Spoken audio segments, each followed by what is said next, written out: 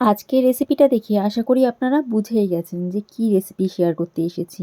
আর যারা বোঝেননি তাদের জন্য বলে দিই, আজকে আমি লিট্টির রেসিপি শেয়ার করব। যে লিট্টি বিহার বা ঝাড়খণ্ডেই শুধুমাত্র ফেমাস নয়, এখন বেঙ্গলেও ফেমাস। লিট্টি করার জন্য প্রথমেই আমরা একটা বোলের মধ্যে আটা নিয়ে নেব এবং তার মধ্যে সামান্য নুন, প্রায় 1 থেকে 1.5 চামচ জোয়ান ক্রাশ করে দেব এবং দেব 1 চামচের মতো ঘি। ভালো করে মিশিয়ে নেব এবং তারপরে এখানে সামান্য জল দিয়ে একটা ডো তৈরি করে নেব। এই ডোটা একটু শক্ত হবে, রুটি ডোর মতো নরম নয়। তারপরে এটাকে ঢেকে রেখে দেবো আধ ঘন্টার জন্য। এবার একটা অন্য বোলের মধ্যে আমি এখানে নিয়ে নিয়েছি প্রায় 3 চামচের মতন ছাতু। আমি এখানে ছোলার ছাতু ব্যবহার করেছি। ছোলার ছাতু দিলে এই লিট্টির রেসিপিটা খুব সুন্দর হয়। এইবারে দিয়ে দেবো সামান্য নুন এবং 1 থেকে 1.5 চামচের মতন এখানে জোয়ান দিচ্ছি সামান্য হিং। ক্রাশ করে রেখেছিলাম সেই আদাটা এখানে দিয়ে দিলাম। দিয়ে দেবো 3 টেবিল চামচের মতন পেঁয়াজ কুচি, লঙ্কা কুচি এবং রসুন কুচি।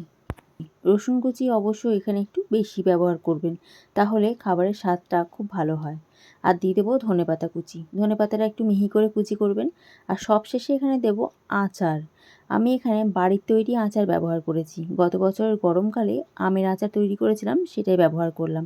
আর সেই আমের আচারের তেলটাও এখানে দিয়ে দিচ্ছি প্রায় 1 চামচের মতন। আর তারপর এখানে সর্ষের তেলও দিলাম। তারপরে সবগুলোকে খুব ভালো করে এখানে মাখিয়ে নিতে হবে। এখানে জল কিন্তু খুব কম পরিমাণে দেবেন, যাতে একদম শুকনো শুকনো মাখা হয়। ঠিক এই রকম হাতে মুঠো করলে ছাতুটা মুঠো হয়ে যাবে, আবার চুর করলে এরকম যেন চুর হয়ে যায়।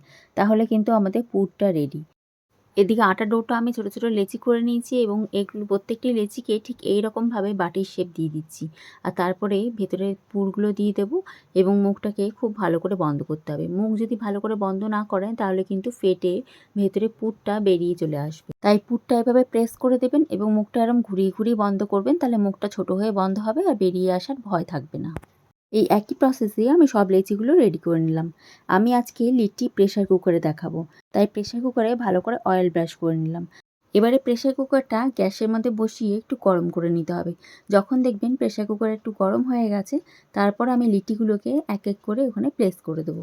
এবারে প্রেশার কুকারের ঢাকনার ওপরে সিটিটা খুলে দিতে হবে এবং গার্ডারটাও খুলে দিতে হবে।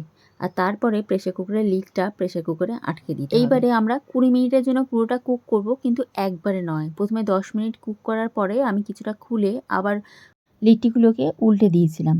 আর তারপরে মাঝে মাঝে কুকারটা একটু নাড়িয়ে চাড়িয়েও দিচ্ছিলাম।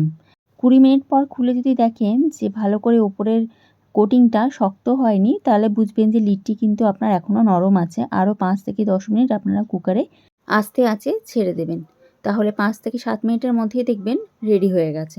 আমার এখানে লিট্টি রেডি হয়ে গেছে। আমি কুকার থেকে নামিয়ে ফেললাম এবং ওপর থেকে সামান্য মেল্টেড ঘি ব্রাশ করে দিলাম। আর তারপরে আলু মাখা আর আমের সেই আচার দিয়ে সার্ভ করে ফেললাম। তবে ধনেপাতা চাটনির সাথে এই লিট্টি দারুণ যায়। আমার কাছে সেদিনকে ধনেপাতা চাটনি অ্যাভেলেবেল ছিল না, তাই জন্য আমের আচারটাই ব্যবহার করেছি। একবার এই রেসিপি ট্রাই করে লিট্টি বাড়িতে বানিয়ে অবশ্যই দেখবেন। আশা করি ভালোই লাগবে। ভালো থাকবেন, সুস্থ থাকবেন। আসছি নতুন ভিডিওতে নতুন রেসিপির সঙ্গে। ধন্যবাদ।